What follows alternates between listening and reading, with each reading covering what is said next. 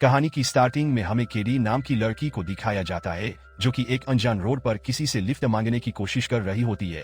अब एक truck driver KD को देखकर अपने ट्रक रोक लेता है और केडी उसमें बैठ जाती है। लेकिन आगे चलने पर वो ट्रक ड्राइवर केटी को गलत तरह से टच करने लगता है, जिससे केटी समझ जाती है कि आखिर वो ट्रक ड्राइवर चाहता क्या है। इसलिए केडी भी उसके साथ फ्लर्ट करना शुरू कर देती है और वो इस ट्रक ड्राइवर के सारे कपड़े निकाल देती है। इसके साथ ये वो उसके शू निकालकर ट्रक से बाहर फेंक देती है। अब इससे पहले वो ट्रक ड्राइवर केडी के साथ कुछ कर पाता, वो उसके सारे कपड़े लेकर ट्रक से उतर कर भाग जाती है, जिस पर ट्रक ड्राइवर बहुत गुस्सा हो जाता है। केटी पहाड़ी से एक घर को देखती है, इसलिए वो उस घर के पास चली जाती है, लेकिन उस घर का मालिक नहीं था, इसलिए वो घर के बाहर बैठकर उसके आने का इंतजार करने लगती है। अब थोड़ी देर के बाद इस घर का मालिक आता है, जिसका नाम जेस है। जेस केटी से पूछता है कि आखिर तुम कौन और यहाँ पर क्यों आई हो, पर केटी उसके साथ फ्लर्ट करने लगती है, जिस पर जेस को बिल्कुल भी अच्छा नहीं लगता और वो उसे यहाँ से जाने के लिए बोलता है। अब जेस अपनी गाय का दूध निकालने के लिए बैठ जाता है, लेकिन केटी यहाँ से नहीं जाती है, बल्कि वो उसके पास आकर केटी जैसे उसकी फैमिली के बारे में पूछने लगती है। तब जैसे उसको बताता है कि 15 साल पहले उसकी वाइफ उसको छोड़कर जा चुकी है और वो अपने साथ उसकी दोनों बेटियों को भी ले गई है। इसके बाद केडी अपना सामान लेकर घर के अंदर जाने लगती है और वो जिससे कुछ ऐसा कहती है जिससे उसे पता चल जाता है कि केडी उसी की बेटी है।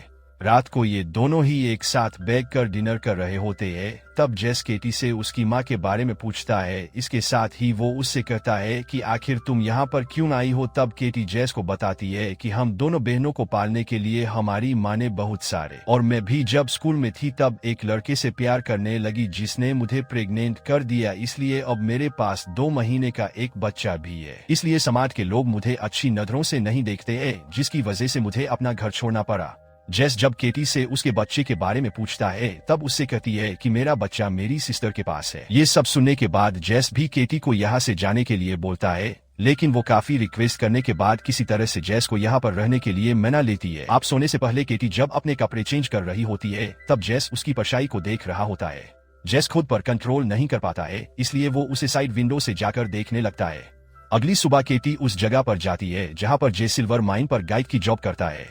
केटी को देखकर जेस उसके पास दौड़ कर आता है और उसे बताता है कि इस माइन में इतनी सिल्वर नहीं है जितनी पहले हुआ करती थी, इसलिए इस माइन में खुदाई का काम बंद कर दिया गया है। लेकिन केटी उससे कहती है कि इस माइन में इतनी सिल्वर जरूर निकल आएगी जिससे हम दोनों अमीर बन सकते हैं, पर जैसे उससे ऐसा करने से मना कर देता है क्योंकि ऐसा करना चोरी करने के बराबर होगा।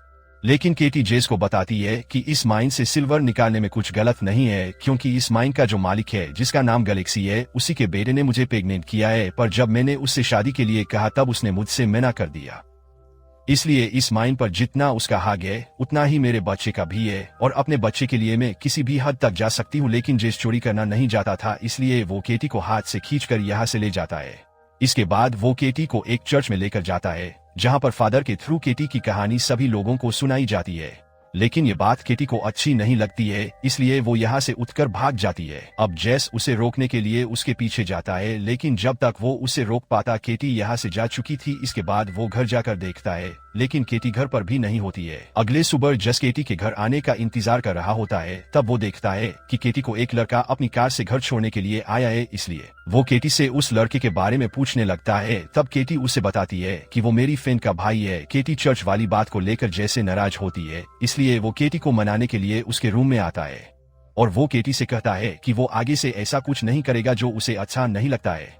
इसके साथ ही वो केटी से कहता है कि वो जब तक चाहे तब तक यहाँ पर रुक सकती है, लेकिन फिर भी वो नहीं मानती है। तब जेस उससे कहता है कि वो कल से माइन में खुदाई करेंगे। ये सुनकर केटी खुश हो जाती है और उसे गले लगा लेती है। ये दोनों ही एक दूसरे के करीब आने वाले थे, लेकिन जेस खुद पर कंट्रोल कर लेता और यहाँ से चला जाता है। अगले दिन ये दोनों ही एक साथ मिलकर माइन में खुदाई करने लगते हैं, लेकिन मेहनत करने के बाद भी इन दोनों को सिल्वर नहीं मिल पाती है, इसलिए दोनों ही थक कर घर आ जाते हैं। जेस केटी से कहता है कि मैंने तुम्हारा पानी गर्म कर दिया, इसलिए तुम नहाने जा सकती हो, पर केटी जेस के सामने ही अपने सारे कपड़े उतार देती है और इसके बाद वो उससे अपनी मसाज करने के लिए कहती है, जिस पर जेस उसकी मसाज करने लगता है। लेकिन वो उससे कहता है कि ये सब करना मुझे ठीक नहीं लग रहा है, क्योंकि तुम मेरी बेटी हो। पर केटी उससे कहती है कि इससे पहले मैं एक औरत भी हूँ, लेकिन फिर भी जेस यहाँ से चला जाता है, जिस पर केटी को अच्छा नहीं लगता है। अगले दिन ये दोनों फिर से माइन में खुदाई करने लगते हैं और इस बार इन्हें बहुत सारी चांदी मिल जाती है, लेकिन माइन में खुदाई करते समय इनको एक आदमी देख लेता है। इसके बाद ये दोनों ही चांदी बेचने के लिए मार्केट में जाते हैं। यहाँ पर केटी जेस से कहती है कि जब तक तुम चांदी बेच कर आओगे मैं कुछ शॉपिंग कर लेती हूँ, तो इसलिए वो एक शॉप में चले जाती है। लेकिन जेस जब चांदी बेच कर आता है तब केटी उसे वहाँ पर नहीं मिलती है, इसलिए वो शॉप की ओनर से केटी के बारे में पूछने लगता है। तब शॉप की ओनर उसे बताती है कि वो सामने वाले पब में गई है। तब जेस भी वहाँ पर चला जाता है। वो केटी को एक आदमी के साथ डांस करता हुआ देखता है और थोड़ी देर के बाद केटी उस आदमी के साथ जाने लगती है, जिस पर जेस उसे ऐसा करने से मना करता है और उससे कहता है कि तुम जैसा कहोगी मैं तुम्हारे साथ वैसा ही कर। लेकिन पॉप में कुछ आदमी जेस के ऊपर हमला कर देते हैं, इसलिए जेस को बचाने के लिए केटी भी उसकी लड़ाई में कूद जाती है, जिसकी वजह से उनके ऊपर पुलिस केस हो जाता है और उन्हें कोर्ट मिला जाता है। पर जज उनके ऊपर फाइन लगाकर दोनों को ही घर जाते समय केटी और जेस दोनों ही काफी खुश होते हैं। घर पहुंचकर केटी देखती है कि उसकी बड़ी बहन जेनी उससे मिलना आई है। वो अपनी बहन को देखकर बहुत खुश होती है।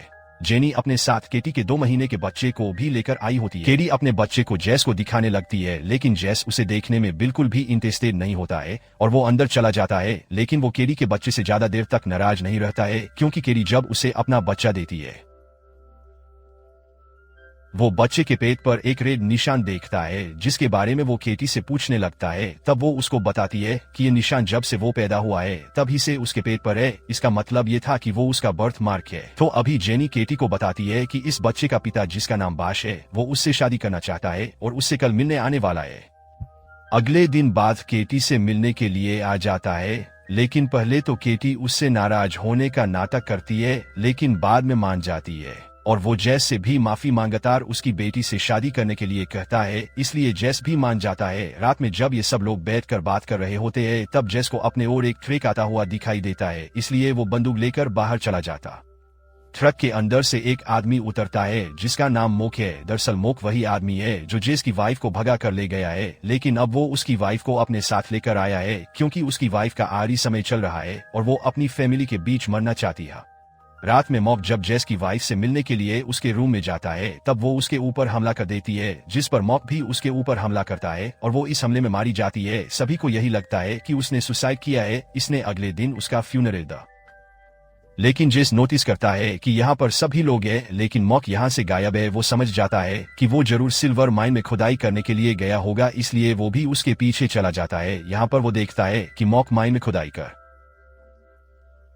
लेकिन तभी वो नोटिस करता है कि जैसा निशान केरी के बच्चे के पेट पर है वैसा ही निशान मॉक के पेट पर भी है। ये देखकर वो समझ जाता है कि केरी ने उससे झूठ बोला है।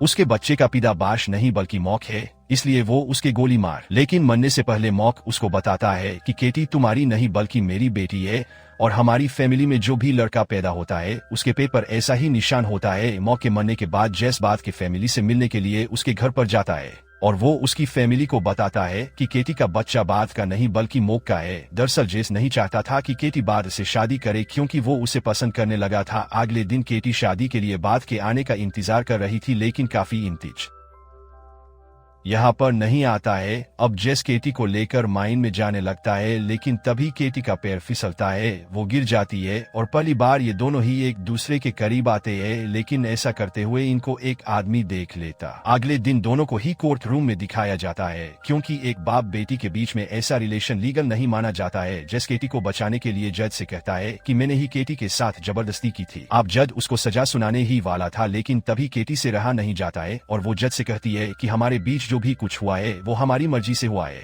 अभी वो जज से कहता है कि केटी मेरी बेटी नहीं है और इस बात को साबित करने के लिए वो केटी के बेटे के पेट पर बने बर्थ मार्क को दिखाता है, क्योंकि ऐसा ही बर्थ मार्क मॉक के भाई के पेट पर भी बना हुआ था। बर्थ मार्क को देखकर जज को यकीन हो जाता है कि केटी जज की बेटी नहीं है, इसने उसको छोड़ दिया जाता है। कोर्ट से बाहर केटी को बाश मिलता है और वो उसको बताता है कि जज नहीं उसके घर आकर ये बताया था कि ये बच्चा मेरा नहीं बल्कि मॉक का है। इसलिए केटी अपने पिता के पास आकर उससे कहती है कि मुझे अपने बच्चे के अच्छे फ्यूचर के लिए बास के ही साथ जाना होगा। इसके लिए जेस भी मान जाता है और केरी बास के साथ अपने बच्चे को लेकर यहाँ से चली जाती है और इसी सीन के साथ मूवी का एंड हो जाता है। दोस्तों, अगर वीडियो पसंद आया है तो वीडियो को लाइक और चैनल को सब्सक्राइब जरूर करें। तो मैं आपसे मिलता हूँ किसी नेक्स्ट वीडियो में।